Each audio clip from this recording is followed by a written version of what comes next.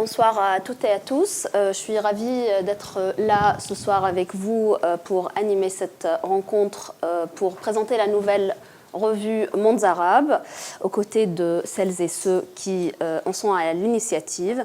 Donc Manon Nourtanous, maîtresse de conférence à l'Université de Reims, chercheuse associée au Centre Thucydide à l'Université Paris 2 et au Collège de France à la chaire d'histoire contemporaine du monde arabe. Assia Boutaleb, professeure de sciences politiques à l'Université Paris 1 Panthéon-Sorbonne et chercheuse au Centre européen de sociologie et de sciences politiques. Youssef Chazli, maître de conférence à l'Université Paris 8 Vincennes-Saint-Denis et chercheur au Centre de recherche sociologique et politique de Paris. Et enfin, Choukri Ahmed, maître de conférence en sciences politiques à l'Université Paris-Dauphine et chercheur à l'Institut de recherche interdisciplinaire en sciences sociales. Alors, cette rencontre, donc, autour d'un projet exceptionnel qui s'inscrit dans une longue et riche tradition de production de connaissances en sciences sociales sur les mondes arabes et musulmans en France. Et pour cause, cette revue constitue la nouvelle formule de la revue Maghreb-Mashrek, fondée en 1964. Cela dit, Mondes Arabes, édité chez La Découverte, et l'héritière de Maghreb-Mashrek, certes, mais son équipe apporte aussi beaucoup de choses neuves. Il s'agit là d'une équipe jeune et dynamique et qui jouit d'une connaissance fine du terrain et de ses langues, voire de ses dialectes. Ce nouveau comité de rédaction qui s'est constitué par affinité et par affiliation disciplinaire, on y trouve des anthropologues, des géographes, des historiens, des politistes, etc., s'est attribué comme rôle principal de répondre pleinement aux exigences d'une revue centrale de sciences humaines et sociales en systématisant l'évaluation par les pairs. Tout cela sans manquer de conserver précieusement l'héritage de Maghreb-Mashrek. On trouve donc l'ensemble des archives de cette revue en ligne, librement accessibles sur Kern. Mondes Arabes a lancé son premier numéro intitulé « Faire des sciences sociales du politique » en mai dernier. Cette publication est entièrement élaborée par le comité de rédaction de la revue afin de présenter la nouvelle équipe et illustrer aussi la ligne directrice de la revue. C'est ce qu'on va essayer de faire ce soir. Mais avant ça, je me tourne vers Manon Nourtanous, rédactrice en chef de la revue, pour qu'elle nous explique un tout petit peu plus ce projet, en essayant peut-être d'apporter des réponses, des éléments de réponse à quelques questions, quelques-unes bien sûr, parce qu'on en aura d'autres. Quelle est la genèse de ce projet? Quelle démarche avez-vous suivie pour créer cette revue? Comment se distingue-t-elle des autres revues sur les mondes arabes et musulmans? Et avant tout, j'aimerais bien qu'on parle du choix du nom de cette revue, peut-être de ses rubriques. Et enfin, vous parlez... Assia plutôt? Non. Et enfin, vous parlez dans votre introduction de l'ambition de déprovincialiser l'aire concernée. Qu'est-ce que ça veut dire concrètement? Et à vous la parole. Merci beaucoup Dima, merci à l'IREMO de nous permettre de présenter ce projet et le premier numéro. Alors tu as déjà beaucoup dit sur le projet lui-même, donc je vais pas répéter pour l'essentiel, mais effectivement il y a ces deux aspects pour la revue. On est à la fois, on s'inscrit dans cette filiation du Maghreb-Mashrek historique qui s'est traduit concrètement par la numérisation et la mise en ligne des archives depuis 1964 jusqu'aux années 2000 pour le moment. Et on s'inscrit aussi dans l'élaboration d'une réflexion scientifique sur la région. Mais c'est une nouvelle revue, ça ne vous aura pas manqué. Donc, nouvel éditeur, nouvelle équipe, nouveau titre. Je laisserai Assia aborder ce thème puisqu'elle vous présentera l'introduction. Et une nouvelle revue, notamment parce qu'on a cherché à répondre aux exigences scientifiques les plus rigoureuses pour ce nouveau projet. Et aussi parce qu'on a souhaité ne pas en faire simplement une revue aréale, une revue qui cherche bien sûr à expliquer les dynamiques que connaît cette région. Elle est pluridisciplinaire, Dima, tu l'as dit, mais elle s'intéresse aux questions contemporaines. Une revue qui n'est donc pas que aréale, puisqu'on cherche à montrer que cette région est un laboratoire pour comprendre des phénomènes plus vastes. Et Assia va l'expliquer que ce n'est pas parce qu'on étudie une région qu'on produit d'un savoir secondaire ou spécifique. Et donc, par l'introduction qu'on a rédigée et qui est un peu une porte d'entrée vers ce que l'on souhaite faire dans cette revue, on explique effectivement qu'on cherche à dialoguer avec nos collègues qui travaillent sur d'autres régions, à forger des outils qui peuvent être communs à leur réflexion. Et voilà, c'est une revue qui décloisonne aussi dans cette perspective-là. Quant au premier numéro d'e-maladie, c'est un numéro qui a été porté par le comité de rédaction avec des articles écrits à 4 mains, qui cherchait soit à faire dialoguer des terrains, soit à mettre en commun des disciplines, et vous aurez quelques exemples tout à l'heure. Et ce premier numéro est un peu à part pour ça, parce qu'il nous a servi, nous aussi, à constituer notre équipe et à apprendre à travailler ensemble. Et aussi parce que c'est une manière de lancer des pistes, de dire ce qu'on attend pour les futurs contributeurs et contributrices. Donc c'est un peu un appel à nous suivre, qui met en exergue les thématiques qui nous semblent intéressantes, les approches qui nous semblent intéressantes, des sujets qui ne sont pas souvent abordés, qui seront exposés d'ailleurs tout à l'heure, et qui nous semblent être des angles intéressants pour comprendre cette région, puisqu'on se situe une bonne dizaine d'années après la séquence révolutionnaire de 2010-2011, qu'on ne voulait pas faire de ce numéro un numéro bilan sur 10 ans après, mais qu'il semblait nous avoir quand même, y avoir pour nous une nécessité de réflexivité sur la manière dont on travaillait désormais sur cette région, sur les nouvelles méthodologies ou parfois les nouveaux objets qui pouvaient émerger. Donc sur l'introduction, je laisse la parole à Assia. Okay, merci beaucoup, bonsoir. Je sais pas si, de toute façon je parle fort. On me le reproche souvent, donc autant que ça serve. Donc bonsoir à tous. Oui, effectivement, donc vous avez entre les mains, et nous sommes très très fiers de vous présenter le premier numéro, qui est bien évidemment le premier d'une longue série qui continuera et qui perdurera, et on l'espère. Alors vous le savez, un premier numéro, c'est toujours un moment intense, et a fortiori l'introduction d'un premier numéro. L'introduction, c'est toujours à la fois une profession de foi et un manifeste. Une profession de foi, c'est montrer effectivement qu'on s'inscrit dans une lignée qu'on voulait garder vivace et qu'on voulait garder pérenne, parce qu'effectivement, il y a eu cette longue et très belle histoire de Maghreb Mashrek, on voulait que cette histoire reste vivace et qu'elle ne disparaisse pas, précisément parce que dans le champ éditorial français, il faut qu'il y ait aussi une revue comme ça pour porter les recherches, pour porter aussi et pour être un réceptacle, voilà, pour être une destination pour les jeunes recherches et pour les jeunes chercheurs sur cette région qui sont de plus en plus nombreux. Cette revue entérine et consacre le fait qu'il y a de nouvelles générations, qu'il y a de jeunes recherches, de nouvelles recherches, et on aimerait en être aussi le porte-parole, ou du moins être le support de publication. Ça, c'était la profession de foi. Pour ce qui est du manifeste, le manifeste, c'est que tout en s'inscrivant dans cette histoire, on essaie, et j'espère qu'on y arrivera, à maintenir actifs 2 principes d'exigence. Le premier principe d'exigence est de porter et de contribuer à la connaissance, à la production de savoir sur cette région, qui est la région qui nous intéresse le plus. Vous aurez remarqué que jusqu'à présent, je parle de région de manière très large. J'arriverai au titre dans un instant. Donc, premier principe d'exigence, produire de la connaissance, produire du savoir, que ce soit par un savoir politologique, sociologique, anthropologique, historique, géographique sur cette région. Ça, c'est pour nous montrer notre dimension très pluridisciplinaire. Et deuxième principe d'exigence, c'est que cette production soit une production scientifique, pas simplement descriptive, qui est liée, que ce soit arrimé à des exigences théoriques, que ce soit arrimé effectivement à de la production d'un savoir scientifique nous permettant de dialoguer avec des collègues qui travaillent sur d'autres aires géographiques. Et le mot est lancé.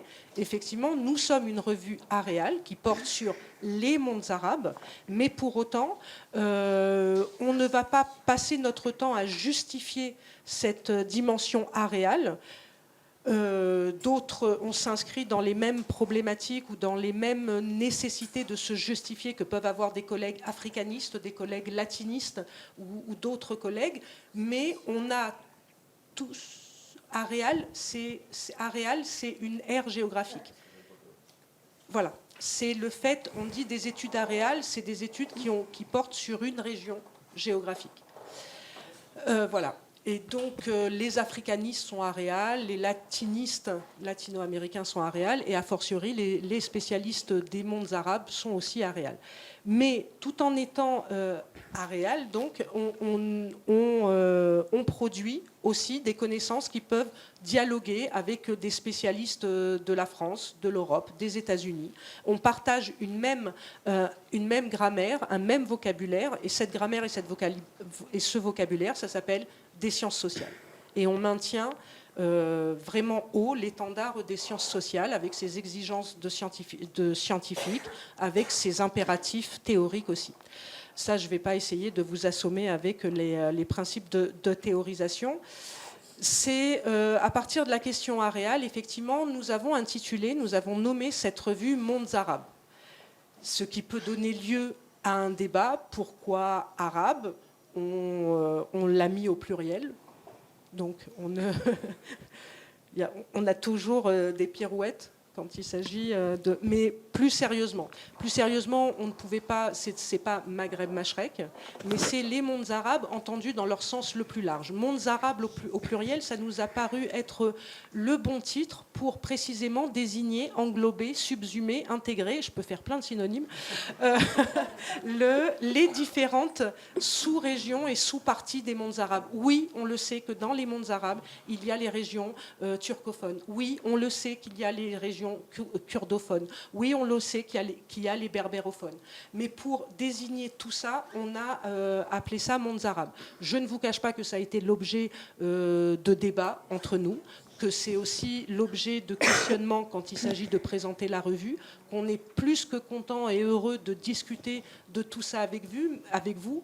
Mais grosso modo, pour nous, cet intitulé, ce label très large de mondes arabes, ça nous permettait ou ça nous semblait permettre d'accueillir aussi bien des études sur la région que sur les voisins, qui peuvent être la Turquie, qui peuvent être l'Iran.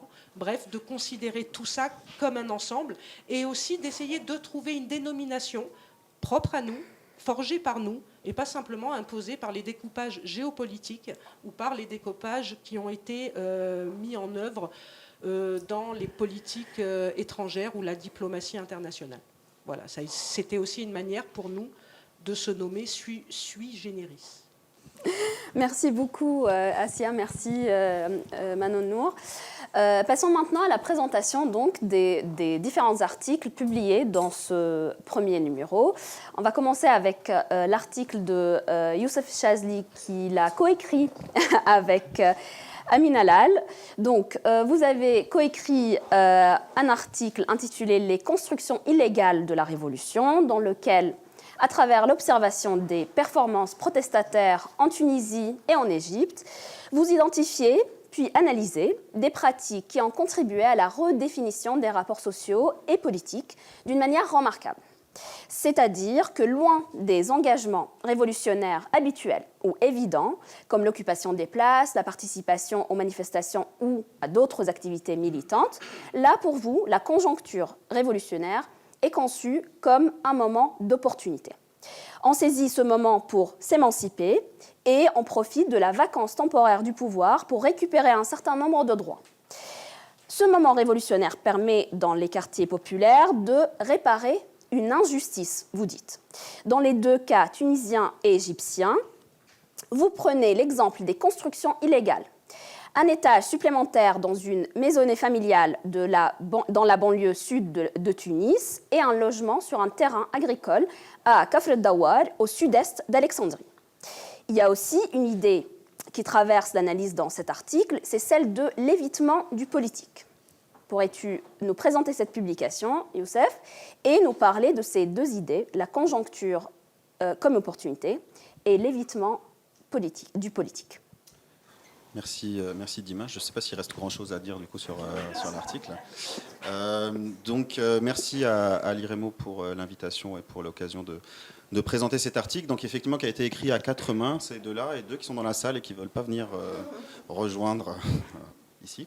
Amina Allal et moi-même, qui avons travaillé sur ce texte. Disons, on a eu, Amine et moi, on travaillé sur les mobilisations protestataires et sur les situations révolutionnaires en Tunisie et en Égypte à partir de 2010-2011. Et on s'était principalement focalisé sur, disons, les modalités ou les phénomènes les plus visibles quand on pense à une situation révolutionnaire, c'est-à-dire les manifestations de rue dans les centres-villes des capitales ou des grandes villes. Et ce qu'on associe dans l'imaginaire à un moment révolutionnaire, c'est-à-dire les images que vous aurez à la télé, les images que vous avez derrière vous d'ailleurs, devant le syndicat des journalistes au Caire, entre autres, ou la rue Mohamed Mahmoud ici. Donc vraiment ce type d'actions les plus classiques en quelque sorte quand on parle de situation révolutionnaire. Et ayant travaillé ensemble au cours de la décennie écoulée, avoir pas mal réfléchi à, disons, s'étant lu respectivement et un peu réfléchi aux enquêtes qu'on avait pu mener, on a commencé peu à peu dans une forme, je dirais, d'autocritique, ou en tout cas de retour critique sur nos propres données et sur ce qu'on avait pu faire, réfléchir à des situations ou à des formes de comportements qui n'étaient pas nécessairement les comportements qu'on considérera comme étant les plus politiques a priori, mais qui se répétaient de manière assez régulière au-delà du seul cas de l'Égypte ou de la Tunisie. C'est-à-dire qu'on retrouvait déjà dans nos cas respectifs, c'est apparu vraiment en discutant un peu entre nous comme anecdote, et puis de s'apercevoir aussi que c'est des choses qu'on retrouvait dans d'autres situations révolutionnaires au-delà de nos cas respectifs. Et donc, on a voulu, pour ce texte, faire un peu ce travail, c'est-à-dire de revenir un peu sur ce qu'on avait pu écrire, ce qu'on avait pu collecter comme données, et voir ce qu'il en était dans ces deux cas.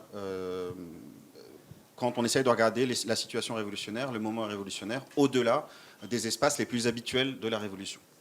Et donc, un des axes que l'on pouvait, disons, observer, c'était la question des illégalismes, des rapports divers et variés au droit, notamment dans les espaces populaires marginalisés, que ce soit les espaces marginalisés de la capitale, pour le cas de Tunis, avec le cas de la banlieue sud de Hamnilf, ou dans le cas égyptien d'une ville industrielle satellite d'Alexandrie, qui est effectivement la ville de Kafr Dawar, construite autour d'une usine à la fin du 19e siècle.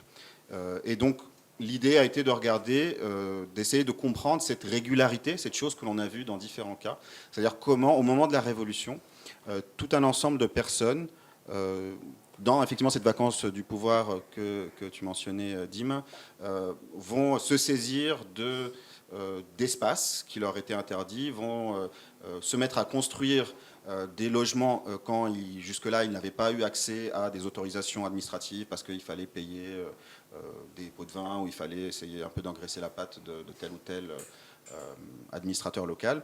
Et donc vont finalement faire des choses qui, d'un point de vue de la norme politique révolutionnaire de l'époque, on aurait considéré comme étant des choses pas bien, des choses mal. C'est-à-dire qu'au moment de la Révolution, on s'attend que les gens participent à la Révolution, demandent, revendiquent des choses, demandent une transformation du système politique, etc. Et non pas envahissent un terrain agricole et construisent illégalement dessus, ce qui est rigoureusement interdit, ou rajoutent 1 ou 2 étages sur des habitations familiales. Donc ça, c'est le point qui nous avait intéressé, c'est-à-dire d'essayer de voir cette conjoncture, effectivement, et ce qui se déployait dedans.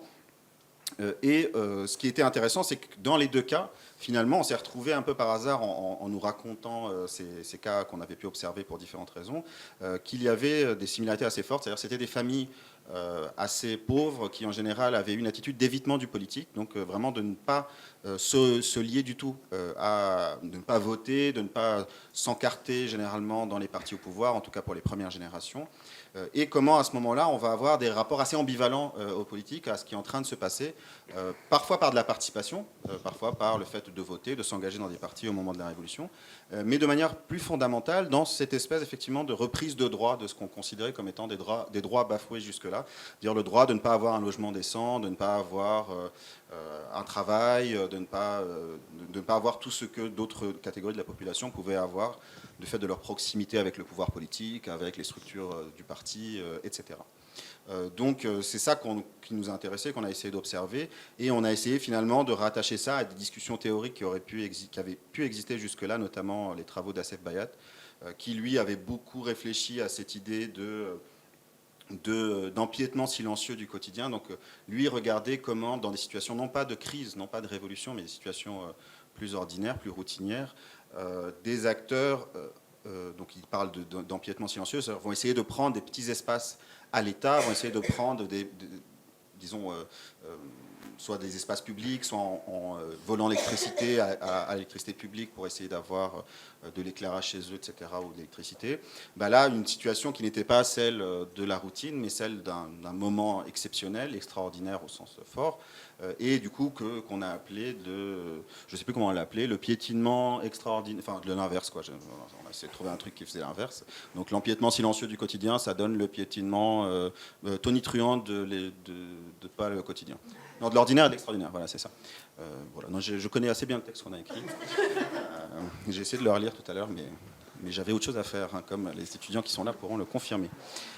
Donc voilà, l'idée a été d'explorer un peu ces modalités, de les comparer, et en réalité de raisonner un peu dans un contexte où, dans certaines situations révolutionnaires, on peut avoir cette impression que qu'est-ce qu'il reste finalement de ces situations révolutionnaires tunisiennes, encore plus égyptiennes, on pourrait penser, et de réfléchir que finalement, peut-être au-delà des perspectives politiques habituelles que l'on a sur les élections, les transformations de régime, etc., que dans cette, comment dire,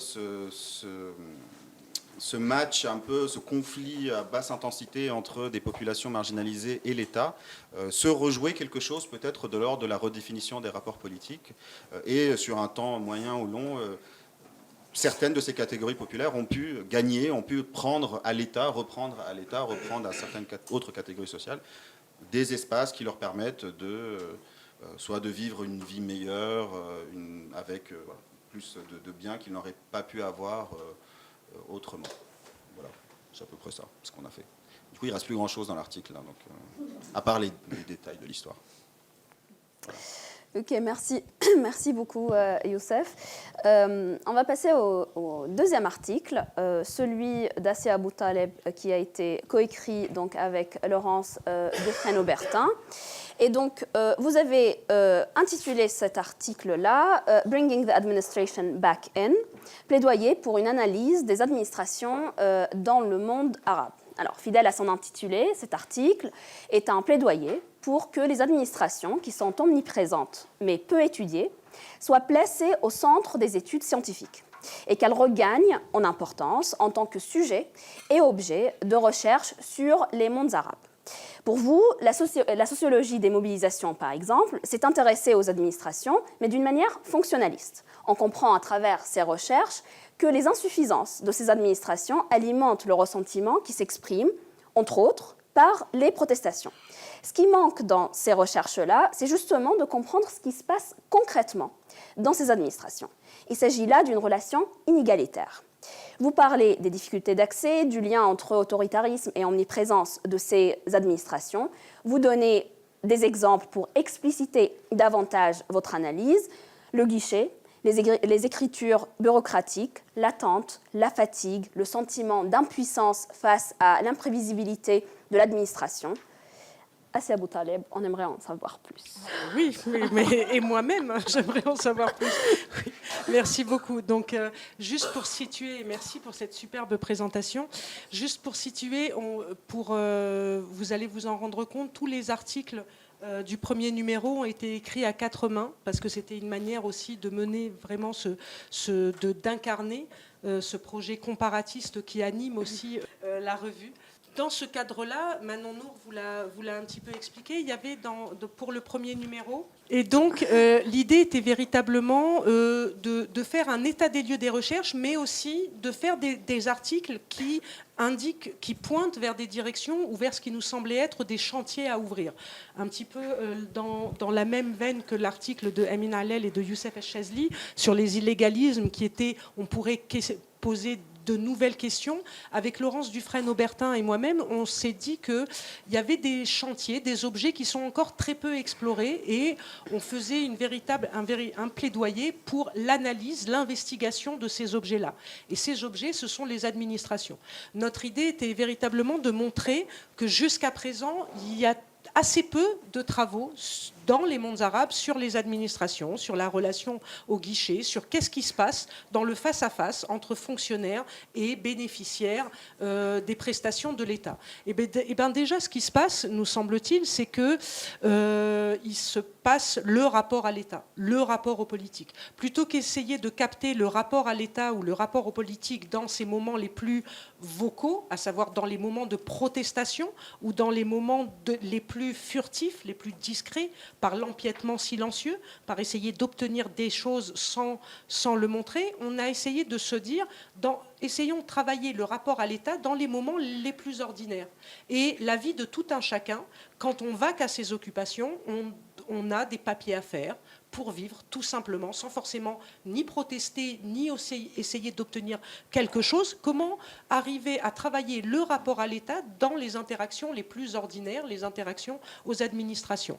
Et c'est un petit peu dans cette direction qu'on a essayé de travailler, en essayant de montrer toute la fécondité, toute la richesse qu'il peut y avoir, à essayer d'investiguer véritablement les administrations. Déjà, on a bien conscience, ce n'est pas facile, dans les mondes arabes, de rentrer dans une administration, de se positionner comme chercheur ou comme analyste dans les administrations. Mais par contre, ce qu'on a essayé de mettre en évidence, c'était l'existence que, selon nous, il y a deux pistes à investiguer. La première piste, qui est la piste qu'on appelle peut-être un peu ronflante et pompeuse, la piste matérialiste, à savoir la piste de la matérialité des administrations. Une administration, c'est un bâtiment, des couloirs, des guichets, des sièges plus ou moins éventrés, de la saleté qui s'accumule, des vitres à moitié cassées. Cette matérialité, elle nous dit des choses et on peut l'investiguer et on a les outils pour l'investiguer. Ça a été très amusant, par exemple, de travailler. Alors moi, je travaillais sur l'hôpital public au Maroc et Laurence Dufresne-Aubertin a travaillé sur le logement social en Algérie. Voilà, on avait deux administrations qu'on a investiguées. Et s'agissant de l'hôpital public, c'est très intéressant de réfléchir aux différentes modalités, aux différentes configurations, matérialités des guichets. Il n'y a pas qu'un seul guichet, il y a plusieurs guichets. Vous avez des guichets qui sont représentés par une grille qui est au-dessus de votre tête, en direction de laquelle il faut mettre ses papiers, il faut donner ses papiers. Mais je sais, dans 2 minutes, je suis ridicule parce que je suis en train de vous mimer tous les guichets. Il y a aussi des guichets qui sont représentés par une vitre où la fente est en bas, donc il faut se pencher pour demander quelque chose. Il y a aussi des guichets dans lesquels vous êtes face à face à des agents de sécurité qui vous laissent ou pas entrer, qui sont les gardiens de votre accès à cette administration. Bref, il y a tout un tas de configurations de guichets. Au-delà du côté anecdotique, cette configuration-là, cette matérialité, ça vous met dans une certaine relation de quémande, de supplique, et ça formate, configure votre rapport à l'État aussi. Et une de nos idées, c'était de dire que ça, c'est vraiment intéressant et qu'il faut le travailler. Deuxième piste, c'était la piste que les administrations sont ce qu'on a appelé des lieux d'énonciation du politique. C'est dans les administrations, enchâssées à vos pratiques les plus quotidiennes, que vous vous mettez à avoir des jugements, des commentaires sur l'interaction que vous vivez, sur la rapidité ou pas du fonctionnaire à vous répondre ou sur la facilité ou pas d'avoir accès à des services publics, mais surtout par effet de transitivité, ça percole à des commentaires sur l'État en tant que tel ou le système en tant que tel. Et c'est un endroit particulièrement intéressant pour entendre les gens parler de l'État, parler aussi de leur impression, plus que leur impression, ou du moins leur définition de ce que le système leur fait, de ce qui leur doit ou leur doit pas, et de ce qu'il échoue à leur fournir. Et ce sont des lieux, des endroits, des espaces où on peut capter ça, qui est particulièrement intéressant pour l'analyste, parce que vous voyez, quand on essaie de faire du terrain, quand on essaie de demander aux gens « tu penses quoi de l'État ?» comme ça, tu penses quoi de l'État? C'est pas évident dans les régions qui nous intéressent d'avoir des commentaires sur l'État. Donc avoir ces commentaires en pratique, in situ, en action, c'est particulièrement intéressant pour nous. Et donc, je vous laisse découvrir certains détails, certaines remarques sur qu'est-ce qui se passe au guichet du logement social en Algérie, qu'est-ce qui se passe dans un hôpital public au Maroc. Et l'idée qui nous a motivés dans cet article, c'était bien évidemment d'inciter d'autres recherches, d'inciter le fait d'investiguer cet objet qui s'appelle les administrations publiques dans nos mondes arabes. Merci beaucoup, Assia. Oui. Passons à l'article de Choukri Ahmed, qui a été coécrit donc avec Shaima Hassabo. Vous avez intitulé cet article « Les dénouements des situations révolutionnaires, repenser ensemble les révolutions et les changements de régime à partir des cas de la Tunisie et de l'Égypte entre 2010 et 2014 ». Alors, dans cet article, il existe une volonté de dépasser les études récurrentes consistant à séparer l'analyse des situations révolutionnaires et celle de leur dénouement et leurs résultats. Vous analysez donc, dans cet article, les interactions entre les acteurs des mobilisations et ceux qui sont au cœur des transformations institutionnelles des régimes politiques, afin de rendre compte des mutations contemporaines du pouvoir d'État dans les mondes arabes. Cette étude des interactions entre mouvements protestataires et espaces institutionnels a été faite à travers les deux exemples donc de l'Égypte et de la Tunisie entre 2010 et 2014. Et vous identifiez dans cette période 3 séquences qui ont marqué les trajectoires dans les deux pays. La première séquence a la particularité donc de se dérouler sur un temps particulièrement court durant lequel les moyens, les mécanismes et les registres de légitimation sont presque identiques. La deuxième séquence, c'est la période transitoire dans les deux pays, marhala intiqaliya, et celle du transfert du pouvoir à un régime démocratiquement élu. Quant à la troisième, elle se caractérise par l'arrivée au pouvoir des islamistes dans les deux pays. En tout cas, dans cet article, l'une des idées saillantes est celle de la concurrence de légitimité entre processus politique et processus révolutionnaire. Choukri, pourrait-on développer un peu ces idées? Merci en tout cas, merci Dima, merci à toutes et tous d'être présents. Merci à l'IREMO de nous avoir invités ce soir pour présenter ce numéro inaugural, numéro 1. Donc effectivement, moi j'ai écrit un article de la même manière que Youssef et Amine, tuniso-égyptien, avec une égyptienne, donc Shaima Hassabo, qui n'est pas là ce soir, qui est donc postdoctorante et qui a travaillé sur le processus révolutionnaire en Égypte et les transformations du militantisme dans le cadre du printemps de 2011 et auparavant. Quant à moi, j'ai travaillé avant cela, en tout cas avant la production de cet article, sur les processus révolutionnaires en Tunisie depuis leur avènement en 2010-2011. Et tous les deux, on avait effectivement... D'abord, l'article est parti de l'idée qu'on a essayé de creuser dans l'article, mais qui n'est pas complètement abouti dans l'article, de la comparaison entre les cas égyptiens et tunisiens, parce que c'était à la fois quelque chose qui était d'une certaine manière évidente pour tous ceux et celles qui observaient ces deux processus, qui ont donc commencé le 17 décembre 2010 en Tunisie et le 25 janvier 2011 en Égypte, pour ce qui est vraiment de la séquence révolutionnaire ouverte et les situations révolutionnaires ouvertes à ce moment-là. Et comme tu l'as dit, après, au niveau des séquences qui entremêlaient en fait des protestations, des mobilisations, des manifestations, et d'un côté, et de l'autre, des transformations profondes des régimes politiques, avec l'intervention, là aussi, ou l'avènement, ou l'arrivée au pouvoir d'élites qui, jusqu'à présent, étaient soit bannies, soit interdites, et qui avaient, dans les deux cas, subi les mêmes critiques, mais dans chaque cas, avait eu des dénouements différents, puisque, comme vous le savez, on a analysé la période 2010-2014. La fin de la période a abouti en Tunisie à la rédaction d'une constitution qui aujourd'hui n'est plus d'actualité, mais qui a été jugée la constitution la plus démocratique des mondes arabes. Et de l'autre côté, à un coup d'État et à une restauration autoritaire avec une répression dont on connaît en tout cas les conséquences jusqu'à aujourd'hui et qui se perpétuent encore aujourd'hui.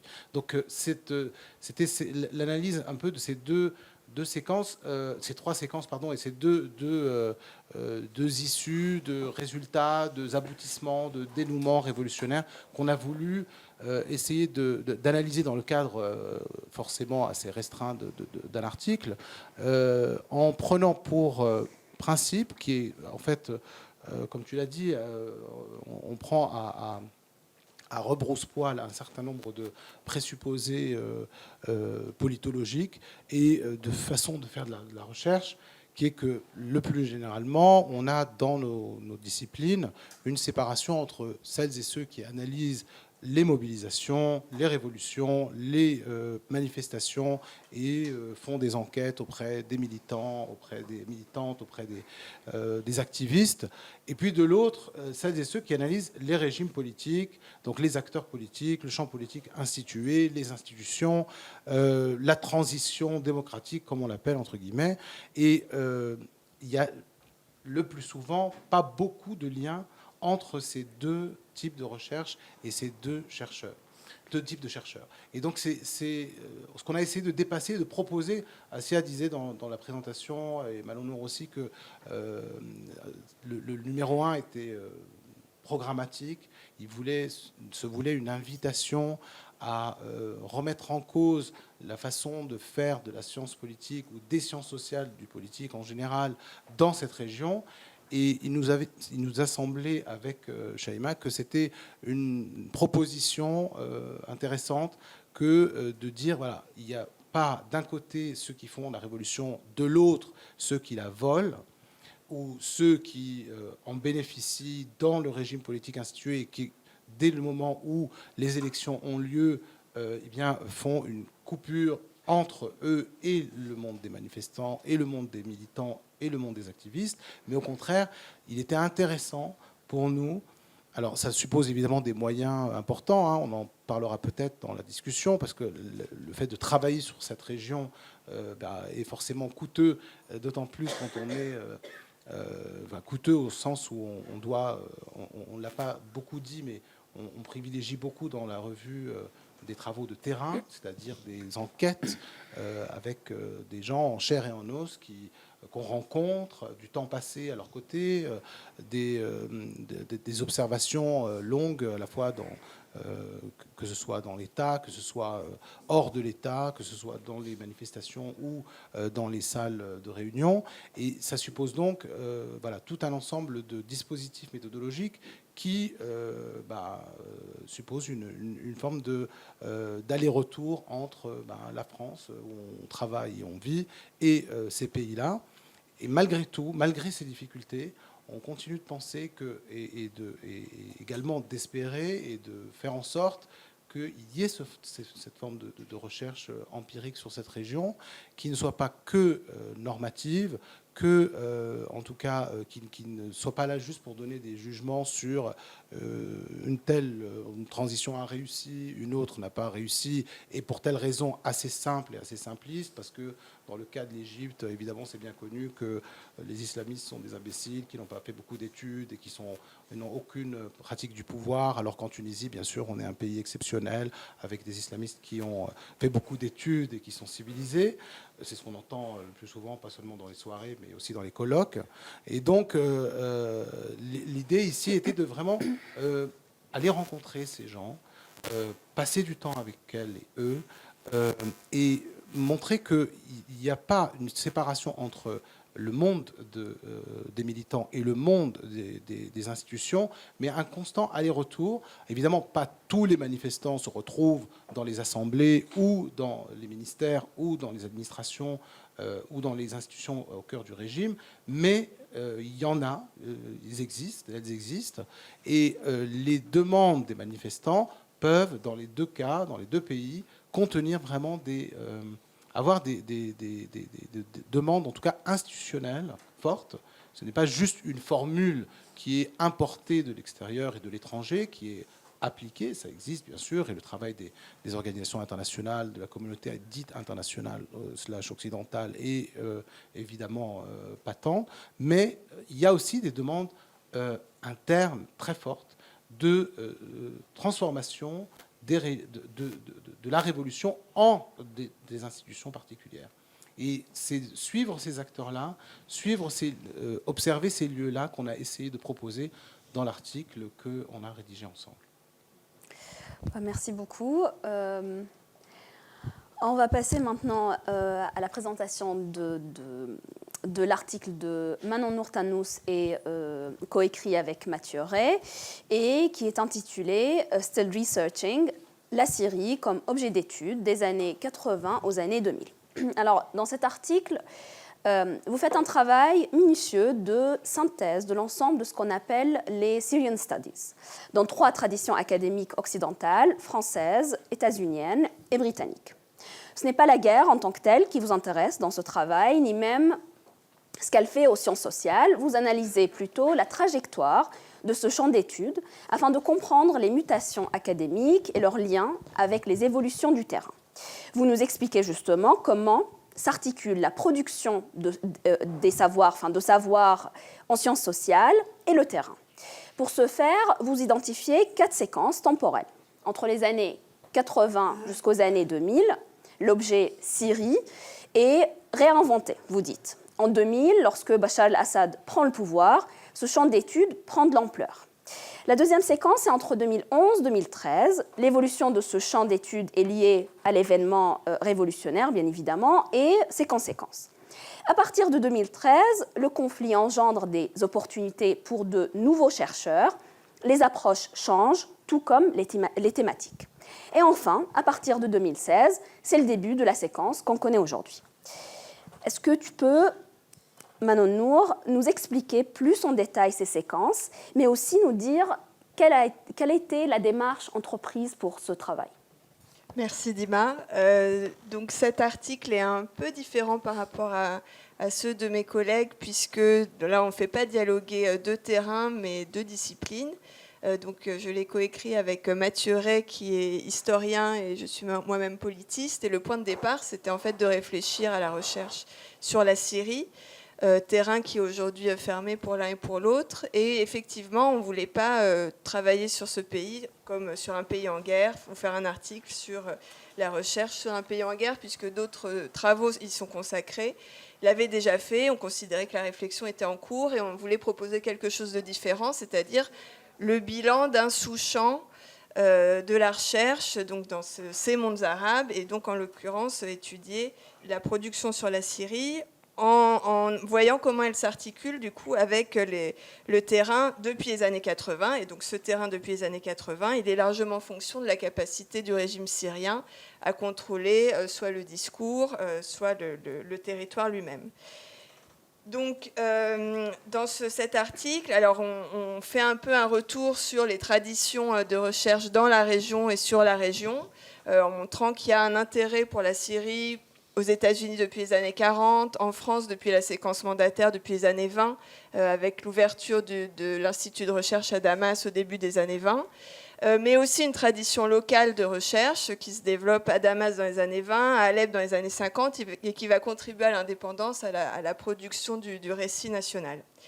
Ensuite, donc, effectivement, on distingue 3 séquences. La première commençant dans les années 80, puisque on observe que dans les années 80 se produit une mutation importante en Syrie, à savoir la dégradation de la situation politique autour des événements de Hama en 82, mais déjà depuis 79, avec une séquence de violence et de répression qui va devenir systématique de toute forme d'expression politique ou civile qui ne va pas dans le sens du discours prôné par le régime, avec des signaux très forts pour le monde de la recherche, comme la disparition du chercheur Michel Seurat en 86, puis sa mort en détention, qui sont apparus aux chercheurs comme étant un avertissement, ou qui en tout cas ont été suivis d'un principe de précaution sur les sujets qui pouvaient être abordés en Syrie, sur la manière de le faire.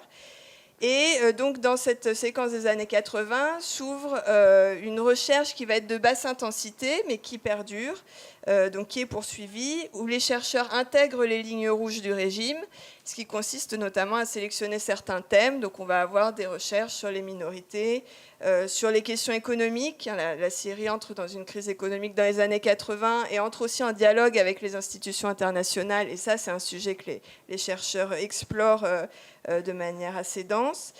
Et aussi sur les jeux de bascule qu'opère le régime syrien dans le contexte régional, et notamment la manière dont Hafez al-Assad joue des alliances pour construire la centralité de la Syrie. À partir des années 2000, là aussi c'est un changement politique qui va modifier le monde de la recherche sur la Syrie, qui est l'arrivée au pouvoir de Bachar al-Assad en 2000, qui va permettre l'ouverture de certains espaces dans la société, la diffusion d'un discours très axé sur les ONG, sur l'ouverture économique, mais aussi un repositionnement international de la Syrie. Et les chercheurs, à ce moment-là, se saisissent d'une part du thème de la transition du pouvoir héréditaire en contexte républicain. La Syrie, à l'époque, est un des rares cas sur la scène internationale à connaître cette configuration, avec transition donc, du pouvoir du père au fils dans un système républicain. Donc le terme de répu-monarchie a été inventé à cette occasion. Ça concerne aussi la Corée du Nord, plus récemment l'Azerbaïdjan. Les travaux vont aussi concerner la société qui est en quelque sorte redécouverte dans ses expressions pluralistes. Donc de nouveaux terrains sont opérés dans les années 2000 en Syrie pour explorer cette société syrienne qui avait été relativement invisibilisée dans la séquence années 80-90, et on le voit de manière très claire dans un ouvrage collectif publié en 2007, La Syrie au présent, reflet d'une société, qui constitue un peu la synthèse de ces nouveaux travaux sur l'urbanité, sur les nouveaux quartiers, sur la culture, sur le monde des oulémas, etc. On a aussi à cette période, et là c'est pas du fait d'une mutation politique interne, mais d'une raison exogène qui est l'ouverture des archives mandataires en France, à Nantes, un investissement dans les travaux historiques sur la Syrie qui donne aussi lieu à plusieurs publications. Donc, le champ des études en langue française et anglaise est en relatif essor dans ces années 2000 et se trouve donc interrompu par la séquence qui s'ouvre en 2011, qu'on analyse non pas comme étant immédiatement un changement pour le monde de la recherche, mais posant évidemment un certain nombre de contraintes que les chercheuses et les chercheurs doivent prendre en compte.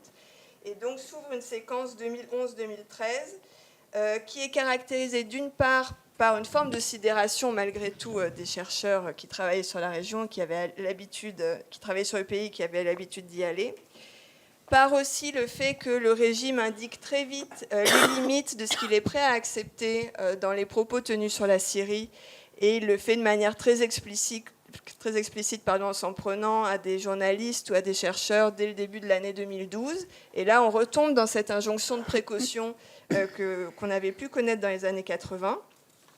Et en même temps, paradoxalement, enfin pas paradoxalement, mais il fallait tenir tout ça ensemble, le fait qu'une demande inédite émerge, la nécessité de comprendre ce qui se passait, donc l'injonction d'une analyse à chaud finalement qui concernait la Syrie mais l'ensemble du monde arabe dans ces années 2011-2012. Et donc, on était à la fois avec un terrain syrien relativement déserté à partir de 2011 et la nécessité de continuer de produire et d'expliquer ce qui était en train de se faire. Et donc, dans un premier temps, la recherche l'a fait en prolongeant en fait, les objets de recherche antérieurs et les réseaux d'ailleurs identifiés avant 2011 qui ont servi de point d'entrée pour comprendre la séquence révolutionnaire qui s'ouvrait en 2011.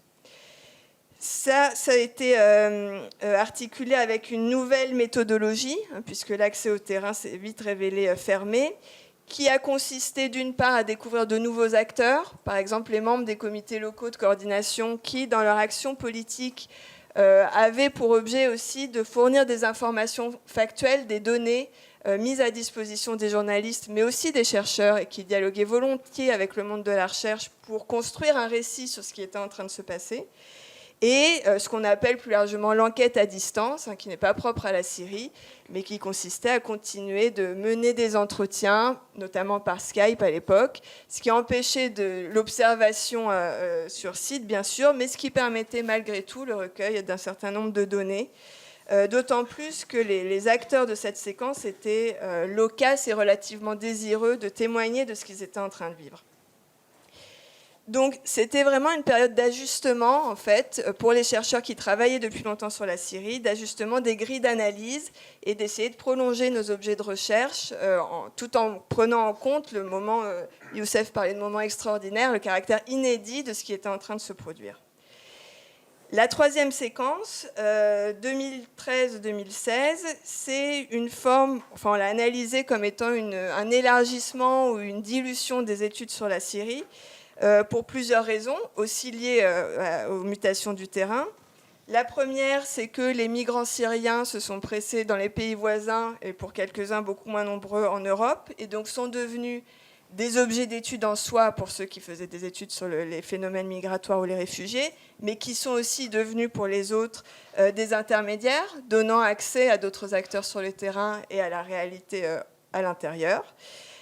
Donc cette méthodologie, à partir de 2013, a intégré des enquêtes qu'on appelle multisituées, donc a consisté à rencontrer ces acteurs pour comprendre l'intérieur. La deuxième évolution en 2013, c'est qu'une partie du territoire échappe au contrôle du régime, qui n'est plus capable de tenir l'ensemble du pays et qui délaisse des territoires qui ne sont pas essentiels à sa survie à ce moment-là. Et là, on parle notamment du nord du pays, à la frontière avec la Turquie, qui a permis donc un nouvel accès au terrain, d'autant plus qu'on était dans une logique un peu d'administration de la preuve qui reposait vraiment la question d'accès au terrain. La question étant en fait, qu'est-ce qu'on fait quand on va sur le terrain? Est-ce qu'il suffit d'y aller? Et quelle est la fiabilité des données qu'on peut avoir sur le terrain? Et donc là, c'est ouvert en fait, enfin, une sorte de dualité dans l'accès au terrain syrien, avec d'une part ces régions du nord du pays, notamment autour de la bataille d'Alep en 2012-2013, où des chercheurs pouvaient arriver par la Turquie et être pris en charge par des groupes proches de l'opposition pour circuler dans ces territoires. Et d'autre part, les espaces du régime, où allaient aussi un certain nombre de chercheurs, où là, on y allait, enfin pas on, pardon, du tout, mais par un système de visa, et donc une forme d'accréditation du régime syrien. Et donc là, il y avait une forme de cérémoniel qui, souvent d'ailleurs, passait par un passage au palais présidentiel, et qui avait pour objectif, ou pour prétexte, de recueillir la parole officielle, de comprendre les coulisses du conflit. Et ça, c'est un trajet qu'ont fait un certain nombre de chercheurs, mais aussi plusieurs journalistes qui considéraient qu'il n'y avait pas à s'interdire d'aller à Damas. En découlent deux ensembles de productions distincts qui, à chaque fois, vont se focaliser sur l'acteur dominant de ces espaces. Pour ceux qui vont dans le nord du pays, on a des thématiques qui vont concerner les modes d'organisation du territoire, ces institutions révolutionnaires civiles qui sont en train de se constituer, ou encore les dynamiques frontalières, puisqu'on parle d'un espace proche de la Turquie. Et pour ceux qui vont à Damas, on a des thématiques de recherche plutôt axées sur les dimensions communautaires. Et on retrouve un peu ici la question des lignes rouges que j'avais évoquées pour les années 80. Donc on a une forme de guerre de cadrage, en tout cas de cristallisation des deux camps, qui est celle du terrain et qui se répercute dans une certaine mesure dans le milieu de la recherche, d'autant que je pense aux journalistes qui avaient une volonté de comprendre à ce moment-là, apposent volontiers des étiquettes aux chercheurs pour les assigner comme étant pro-opposition ou pro-régime, et essayent dans l'organisation de leurs émissions à ce moment de recréer cette forme de guerre de récit entre les analystes. Par ailleurs, l'ouverture de ce terrain nord-syrien a aussi permis l'accès à des nouveaux chercheurs qui ne travaillaient pas sur la Syrie auparavant et qui découvrent le pays par le prisme du soulèvement ou par le prisme du conflit armé, et qui vont construire une réflexion autour de ce terrain syrien à partir d'autres terrains dits difficiles, notamment l'Irak ou l'Afghanistan. Et donc se crée un dialogue assez fructueux entre anciens et nouveaux, les nouveaux ayant donc pour eux cet accès au terrain et donc essayant de déceler ce qui est nouveau sans avoir connu l'ancien. Et les anciens ont pour eux la connaissance de la société d'avant-guerre, société malgré tout marquée par la violence, au moins politique.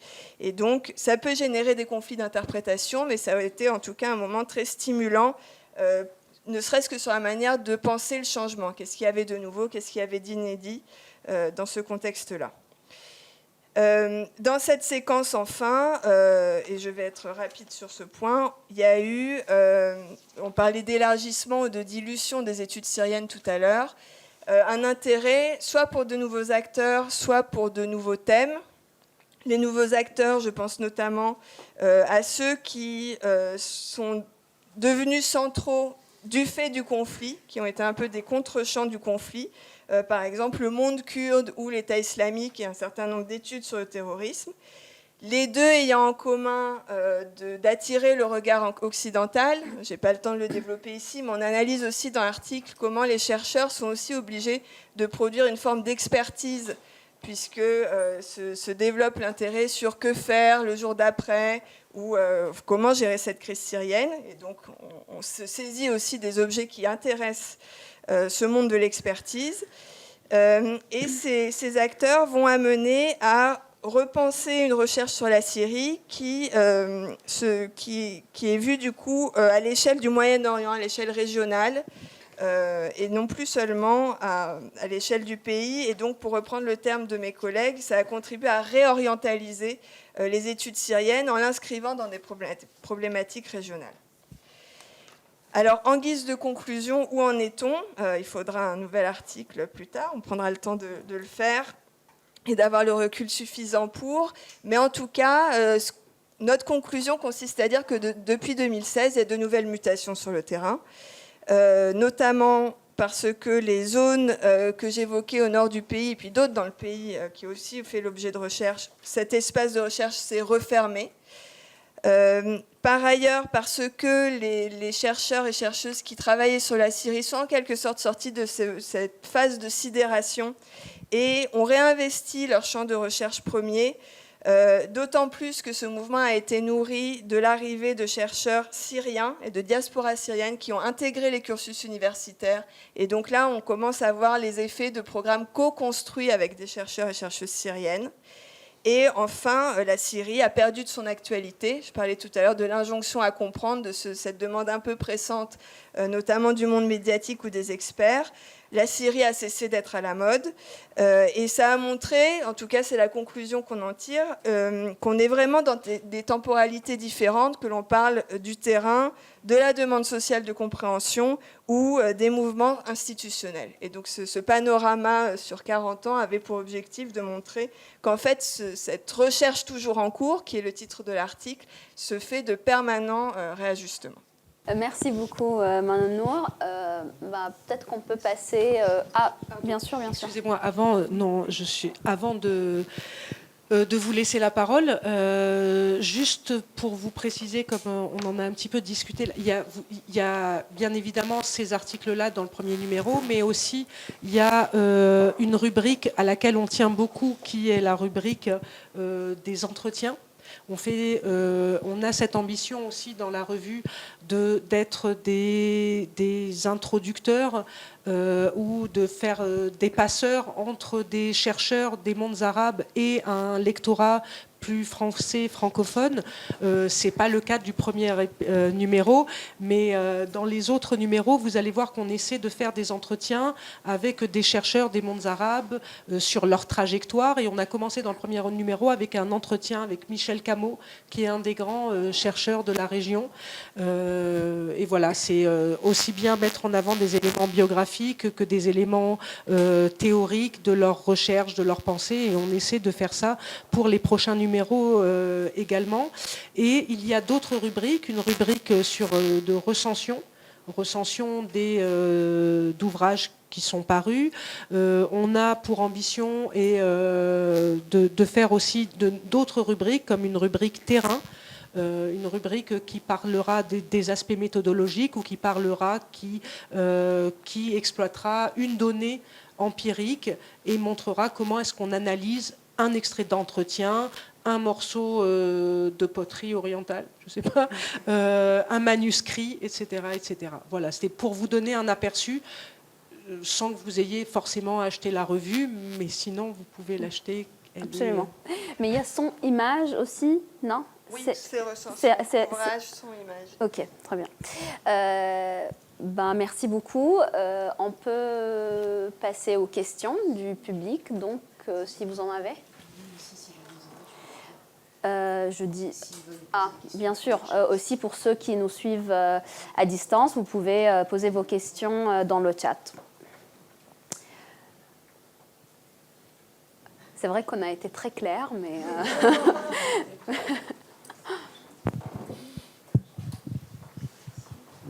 Tout d'abord, je voudrais dire, j'ai eu l'occasion de le dire à Manon Nour, à quel point votre profession de foi est tout à fait enthousiasmante.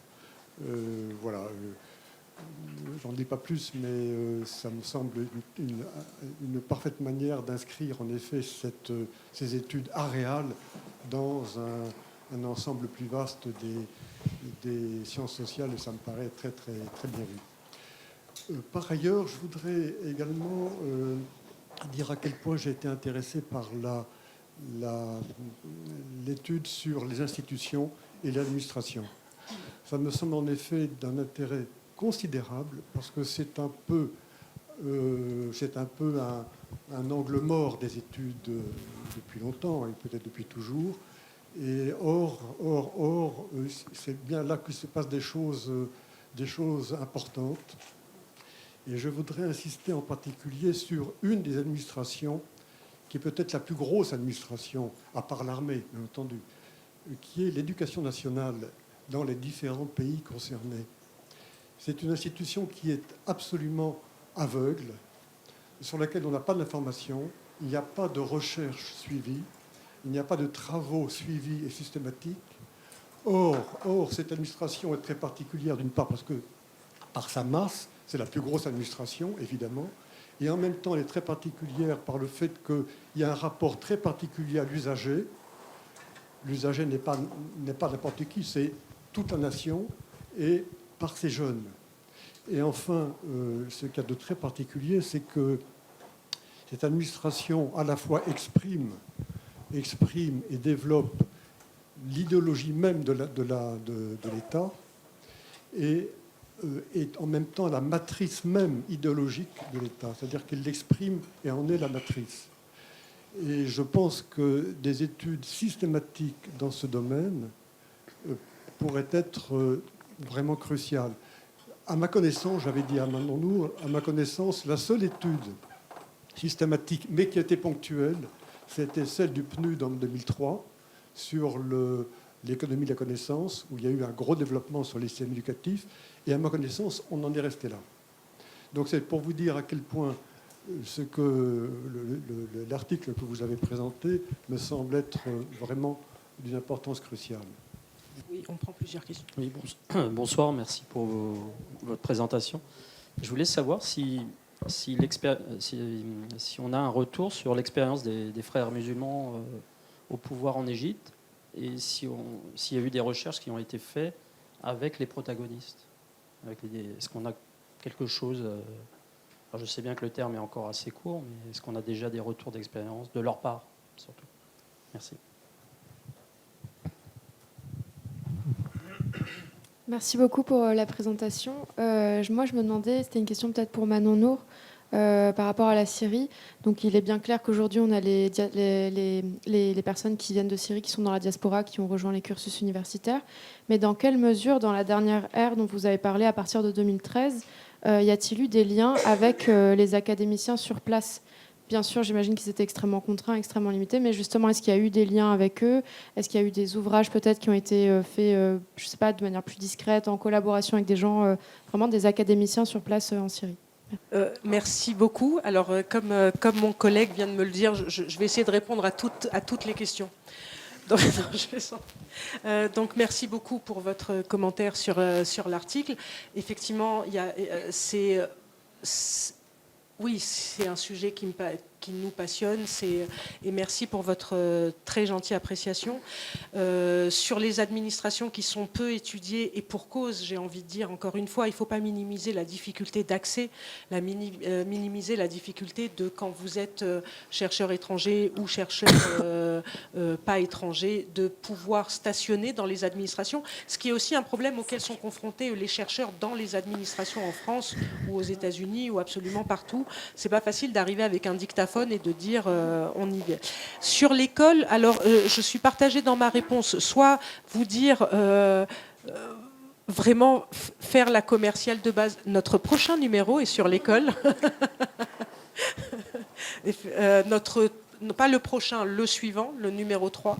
Vous voyez, mais sur l'école en temps de crise.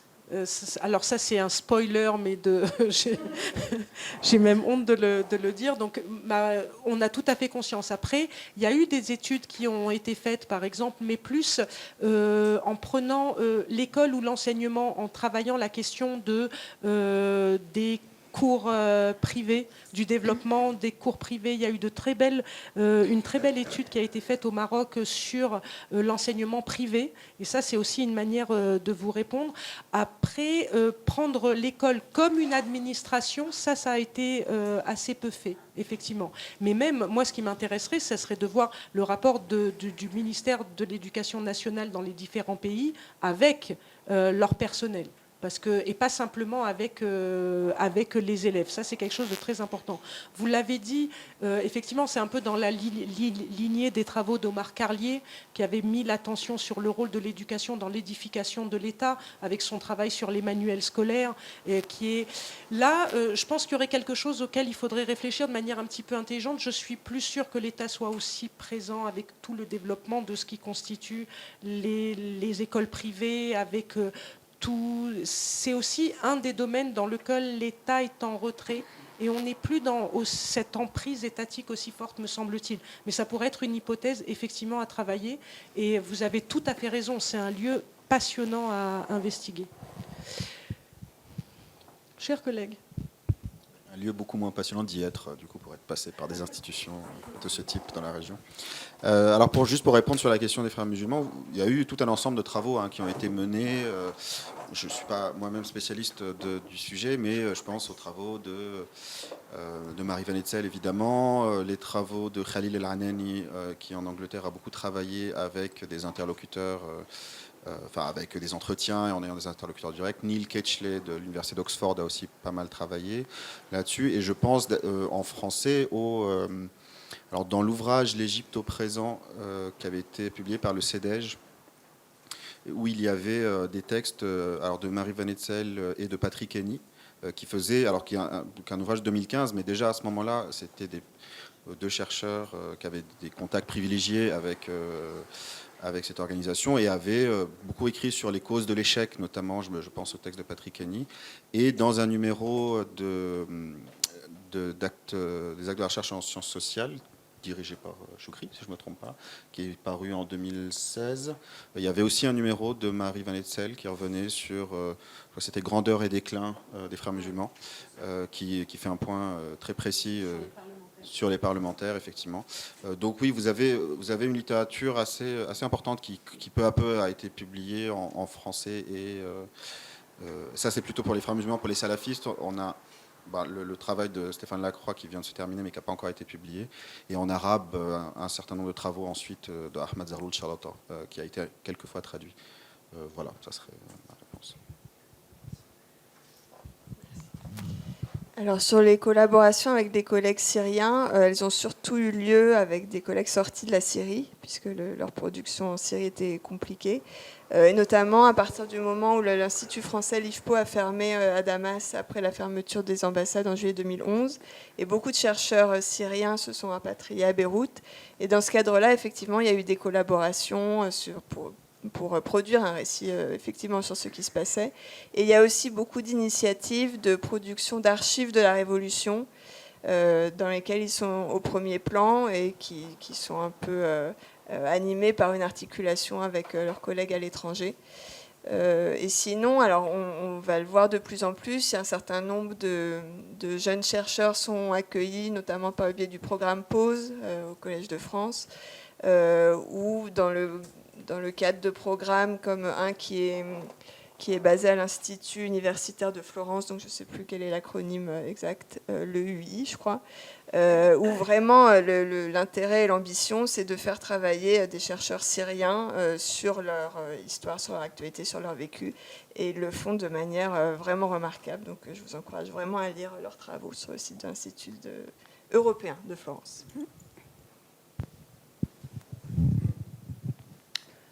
Bonsoir.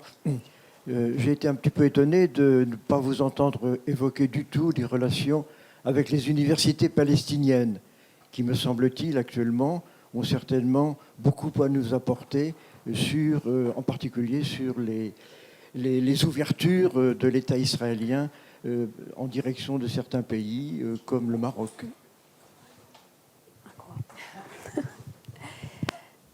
Vous n'en parlez pas dans le numéro? C'est tout. Oui. Oui, effectivement. Alors, cette question, elle est centrale. C'est clair, d'autant plus que là, récemment, il y a eu des restrictions d'accès, bien sûr imposées par les Israéliens, vis-à-vis des universitaires qui peuvent séjourner en Palestine. C'est-à-dire qu'ils ont limité le nombre universitaires, chercheurs, même les étudiants qui souhaitent apprendre l'arabe au sein des universités palestiniennes. Tout ça, ça a été réduit à un nombre insignifiant, je ne saurais même pas le dire, 1000 peut-être, 1000, mais en tout. 1000 chercheurs, enseignants étrangers. Donc c'est vrai que c'est une question centrale, d'autant plus qu'on a beaucoup de mal à accéder à ce terrain palestinien et à savoir véritablement ce qui se passe sur le terrain. C'est peut-être aussi un appel pour que les gens écrivent plus sur ce sujet. Mais voilà, après, j'imagine que vous avez, j'imagine pas, je sais, vous avez aussi des spécialistes de la Palestine et ça viendra, je suis sûre. Bonjour, donc merci pour toutes vos présentations. J'avais une question, en fait, il me semble que c'était vous, Madame Nourtanouz, que vous avez parlé un petit peu de projet d'archivage, de la diaspora, mais aussi par d'autres chercheurs sur cette région. Et du coup, c'est une question pour savoir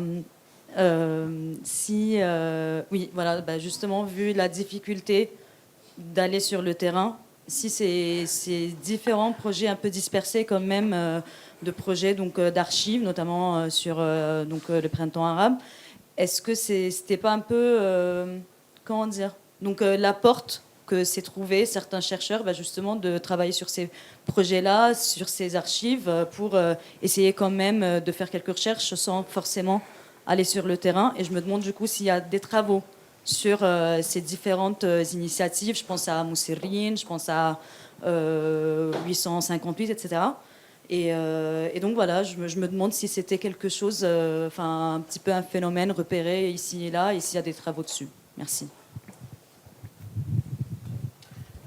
Oui, alors encore une fois, il y a des travaux. Il y a quelqu'un qui s'appelle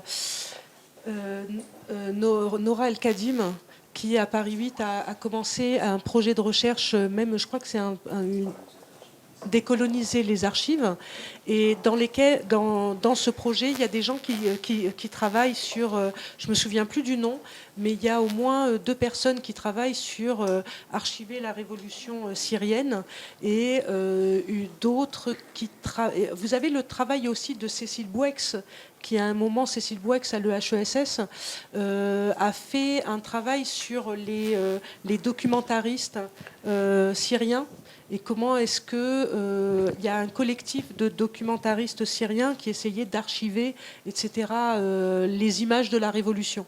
Les images de la révolution ou les images de la répression.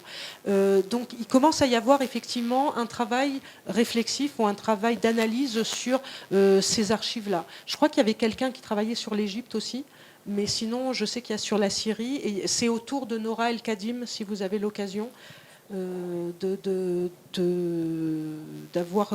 elle n'a pas encore publié, mais il y a potentiellement un numéro d'une revue qui... Dans 1 an, il y aura une parution sur ça. Voilà. Alors, donc, moi, j'ai fait partie d'un de ces projets, c'est pour ça aussi que je parle, donc projet Dream avec Leila Dakhli. En fait, il y a deux choses différentes. Donc, Moserrin ou 858, qui est issu de la bande de Moserrin, a été un projet militant, clairement. Donc, c'est un groupe militant, vidéaste, où il y avait cette logique, volonté d'archivage et de mettre en accès libre des 858 heures de vidéo, du coup, pour donner, mais vraiment dans une logique militante et dans une logique de donner accès pour des luttes futures, etc. Et ensuite, effectivement, il y a eu tout un ensemble. Alors, je pense 2 types différents. L'archive syrienne, j'ai appelé, c'est Syria Untold, ou je me rappelle plus. Voilà, qui était plus, je pense, dans une logique d'une personne qui ne travaillait pas nécessairement sur ces questions, mais qui s'est retrouvée au moment de la guerre aussi, d'abord de la Révolution, puis ensuite de la guerre, de prolonger un peu son engagement en faisant ce travail. Et dans le cas, par exemple, de Dream, où ça s'articulait à un travail sur les archives dans plusieurs pays de la région, mais aussi avec, normalement, c'était prévu en tout cas, des enquêtes de terrain qui ont eu lieu parfois, et dans d'autres cas, non, pour différentes difficultés auxquelles on peut penser. En tout cas, Leila Dakhli a écrit des textes, a fait une réflexion sur ces questions d'archives, parce qu'elle a été au centre de beaucoup de ces initiatives. J'ai écrit un court texte en arabe pour Asfar Institute à Beyrouth, qui aussi retraçait un peu différentes de ces initiatives, notamment Moserrin, 858, etc. Donc il y a eu, mais surtout du côté de Leila Dakhli, voilà, elle a publié plusieurs réflexions qui portaient sur ces questions d'archives. Ça me fait penser ce que tu dis et ce que disait Assia sur Cécile Bouex. Sur la Syrie, il y a Creative Memory aussi qui concentre les archives. Et il y a eu plusieurs films aussi qui sont sortis, qui étaient des fragments d'activistes qui avaient filmé leur quotidien. Et l'article qu'on a écrit avec Mathieu est un peu un clin d'œil à ça, puisqu'il y a eu un film qui s'appelait Still Recording, qui disait donc on filme toujours. Et nous, on disait on cherche toujours, mais ce serait indécent de faire un parallèle, mais c'était un clin d'œil à ça aussi. Et ce que tu disais de Cécile Bouex, qui a parlé lors d'un colloque récent organisé par le CCMO, qui disait, parce que vous parliez un peu, est-ce qu'on finalement travaille sur ces pays parce qu'on ne peut pas faire autre chose, et elle le présentait en disant que ce n'était pas un terrain par défaut, que c'est des objets de recherche en soi. Alors effectivement, ça permet de continuer de parler de ces dynamiques et de ces pays, mais ce n'est pas forcément un terrain qu'on fait parce qu'on ne peut pas faire autre chose, en tout cas pour ce qui la concerne. Un commentaire en ligne. Juste une réflexion, mais je pense qu'il serait bien utile de faire un numéro ou un article qui traite les difficultés de la recherche du terrain et comment les surmonter. Un peu suivant la logique du fameux article « Enquêter en situation difficile », mais plutôt d'un point de vue des régions arabes. C'est Lydia Ali, je suppose. Oui.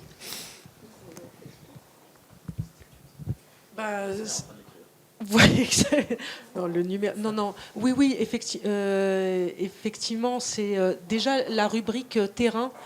La rubrique terrain, c'est un peu cette idée de revenir de manière réflexive sur soit des bouts de terrain, du matériau, et voir ce qu'on peut faire, mais c'est aussi une rubrique qu'on veut récurrente qui peut aussi aborder des questions méthodologiques. Par exemple, il y aura dans le numéro 2, il y aura un très très bel article sur la manière, sur une réflexion de terrain. Dans le numéro 3, il y aura potentiellement un article aussi sur qu'est-ce que ça veut dire faire du terrain quand on est une femme aussi, les contraintes de genre.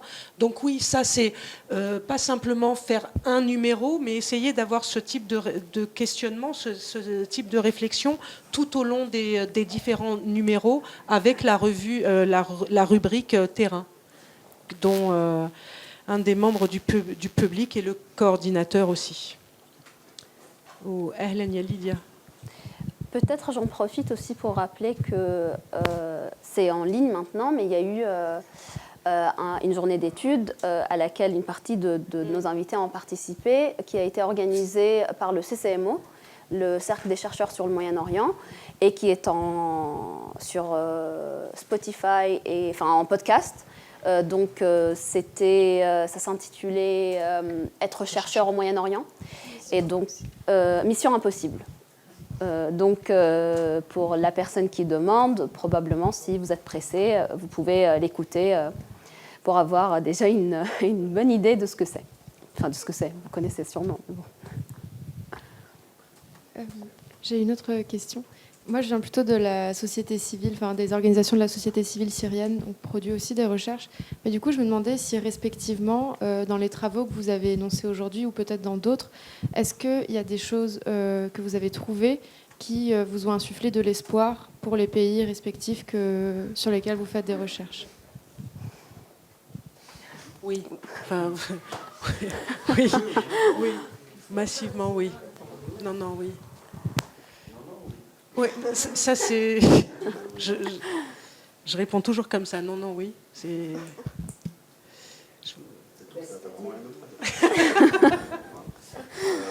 Oui, moi je suis plein d'espoir toujours.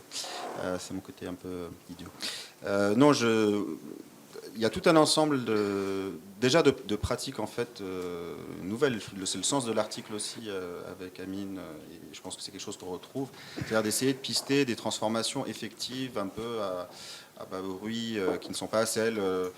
En fait, moi je trouve toujours que tant qu'on reste enfermé dans un discours très spécifique d'une génération très spécifique des révolutions arabes, qui est la mienne, pour le dire, donc c'est mes amis et moi-même, on se retrouve dans une position très compliquée pour comprendre ce qui se passe dans la région d'une part, parce que grande partie de ces personnes sont malheureusement soit exilées, soit ont subi des violences extrêmes pour eux, leur famille, etc.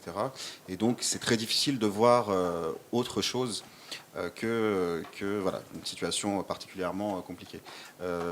Dès qu'on sort un petit peu de ces cercles, des espaces les plus habituels, qui étaient les espaces qui ont lancé le mouvement en 2011, à mon sens, on voit des choses qui sont un peu plus réjouissantes. Et c'est pour ça que moi je dis toujours, cette idée de chape de plomb qu'on voit surtout de l'extérieur, c'est qu'une fois, je suis toujours très inquiet quand j'arrive en Égypte, mais une fois que je sors de l'aéroport, je me rappelle ce que c'est que l'Égypte et que je veux bien voir qui va essayer de tenir complètement ce pays d'une main de fer, mais aussi que je suis toujours très étonné par ce que je vois quand je me rends à des événements artistiques ou que je me rends dans différents lieux que je ne connais pas, où je m'aperçois qu'il y a des choses que je ne comprends pas, mais c'est des choses qui me dépassent, parce que même en y allant 2 ou 3 fois par an, j'y suis pas assez longtemps et assez souvent pour voir toutes des dynamiques qui dépassent complètement. Moi, je me suis un peu intéressé, par exemple, aux personnes qui ont vécu la Révolution quand elles étaient enfants. Ces personnes, en fait, ont des rapports aux politiques, des rapports à l'État qui sont très différents de ce qu'on pourrait considérer par rapport à ce qu'on sait déjà sur, disons, le politique pour ma génération, qui avait la vingtaine au moment de la Révolution. Voilà ce que je trouve. Oui, peut-être pour répondre également, pour sortir un peu de ce qu'effectivement on pourrait appeler la chape de plomb, qui n'est pas que sur l'Égypte et qui est sur la plupart des pays arabes aujourd'hui. Ça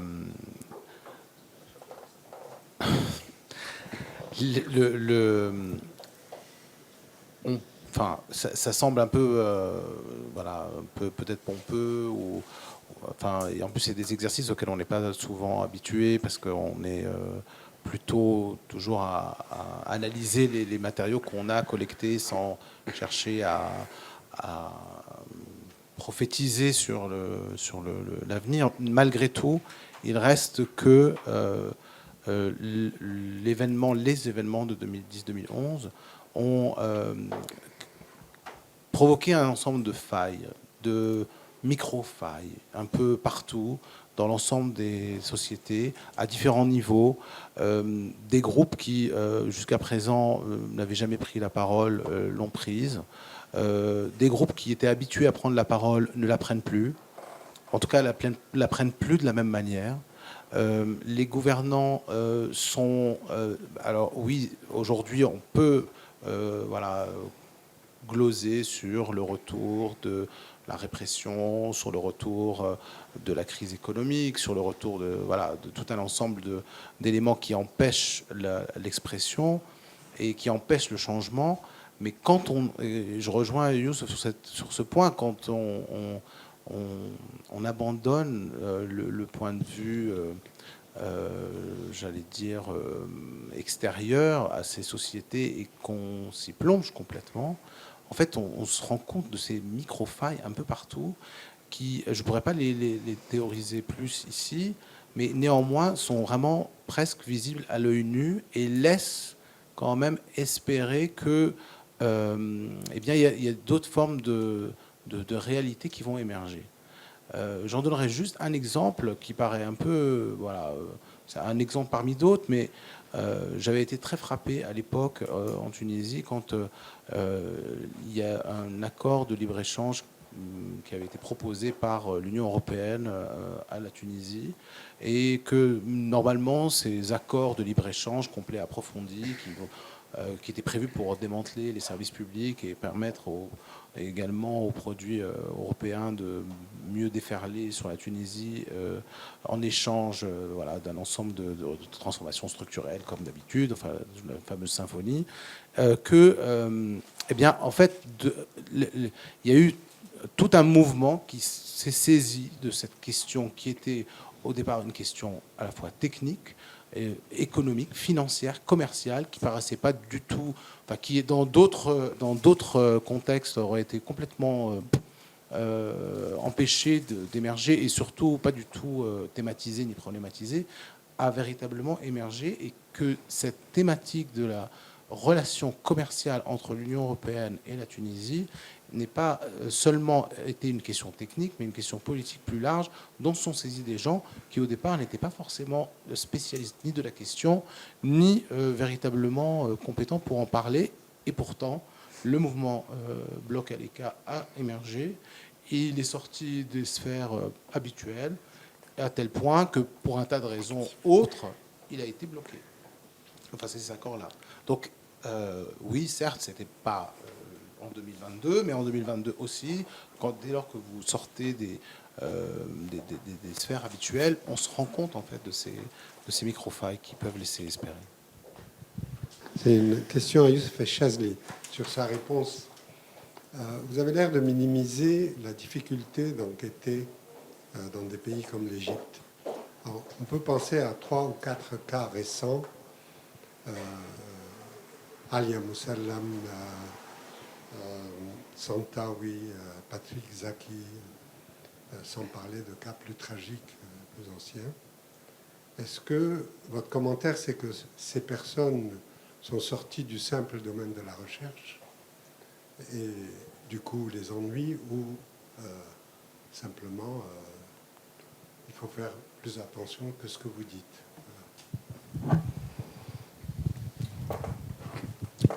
Si vous voulez, c'est pas que je minimise la difficulté qui existe. Tous les cas que vous avez cités, on pourrait discuter du détail effectivement de ces cas et de penser que la raison pour laquelle ces personnes ont été visées relevait de leur appartenance au monde de la recherche ou de leur appartenance au monde de la révolution, tel que défini par les structures étatiques.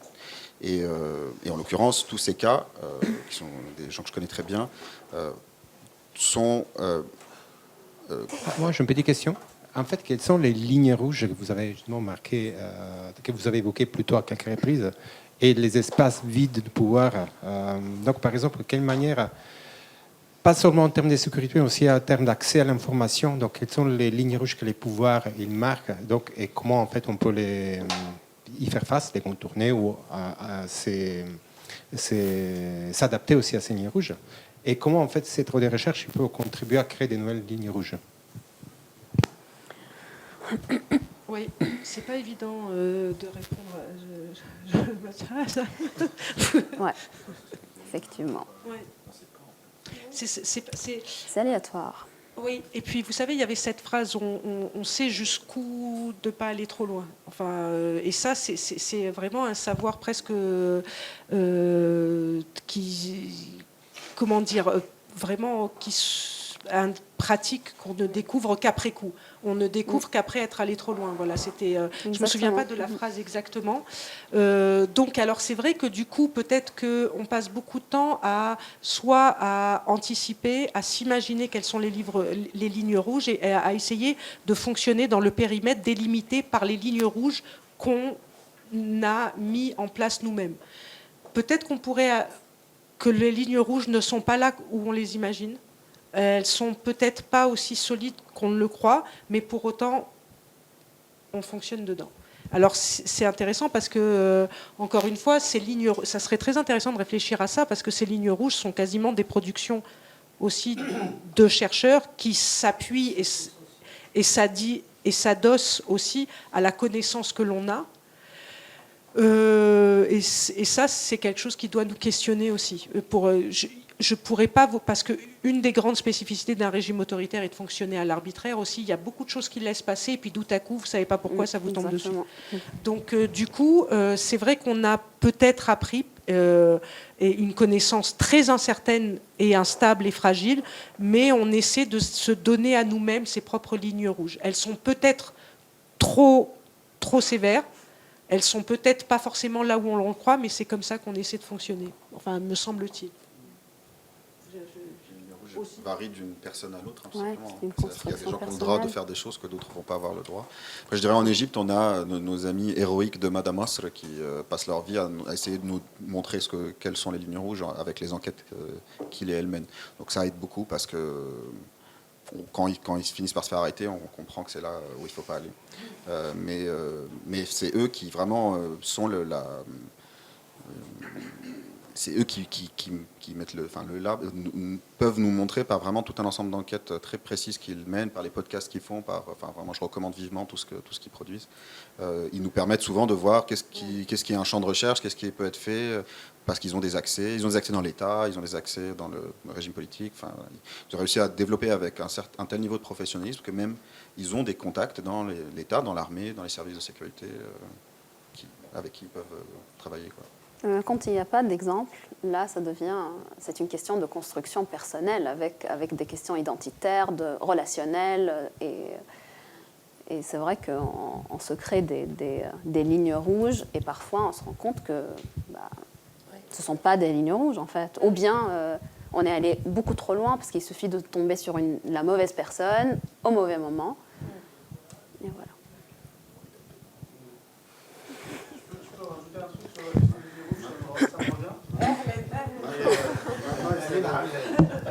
Amin Hallel, qui est un des auteurs et membre du comité de rédaction de la revue aussi. Un journaliste marocain disait en 2001, publiquement au Maroc à l'époque, pour commenter les transformations de la censure à l'égard des médias dans le pays, au Maroc, il disait les lignes rouges avant, dans les régimes un peu autoritaires, en développement en fait, en prise de pouvoir, ils édictaient ces normes-là. Elles étaient arbitraires dans leur application, mais on savait qu'il y avait toute une série de choses qu'on n'avait pas le droit de faire, qu'on n'avait surtout pas intérêt de faire. Il disait, dans le moment de libéralisation politique qu'on connaissait à l'époque au Maroc, relatif bien sûr, il disait, on dirait que le gouvernement, l'État nous dit, le régime nous dit, on a aboli les lignes rouges, mais parfois il y a des mines sur lesquelles les uns et les autres sautent. Du coup, c'est l'arbitraire dont tu parlais, Assia, c'est-à-dire, du coup, on se dit, en fait, il y a toujours des mines, mais on ne nous a pas fourni les plans, on ne nous a pas fourni les plans, la cartographie de ces mines-là. Et il rajoute quelque chose de beaucoup plus intéressant, qui, à mon avis, est inversé dans nos discussions, et on dirait, dit-il, que même eux, ils ont perdu les plans. Et je pense que c'est ça le plus intéressant, c'est que c'est une construction sociale et personnelle et relationnelle, mais en fait, les États, fussent-ils très, très autoritaires, composent aussi beaucoup, c'est des arrangements, et ces arrangements-là, nous on passe notre temps, parce qu'effectivement on doit anticiper, mais on passe notre temps à se tromper en anticipant, eux aussi. effectivement.